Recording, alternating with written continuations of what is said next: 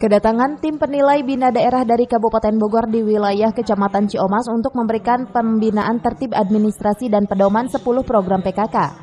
Dalam penilaian bina daerah oleh tim Binda 10 program pokok PKK Kabupaten Bogor terlihat asik dalam meninjau satu demi satu stand UP2K. Salah satunya kerajinan bambu. Kreativitas seorang pelaku usaha ini tetap bertahan berkat dukungan dari Desa Kota Batu. Desa Kota Batu terpilih menjadi perwakilan di Kecamatan Ciomas dengan harapan bahwa ini adalah satu pembinaan. Semoga PKK Desa Kota Batu semakin meningkat lagi ya untuk Pokja 1 dengan Pokja 4-nya. Yang pastinya pembinaan dari kabupaten ini Ibu haturkan terima kasih banyak karena banyak sekali ilmunya didapat pada hari ini, juga silaturahim yang memang sudah 2 tahun belum kita rasakan.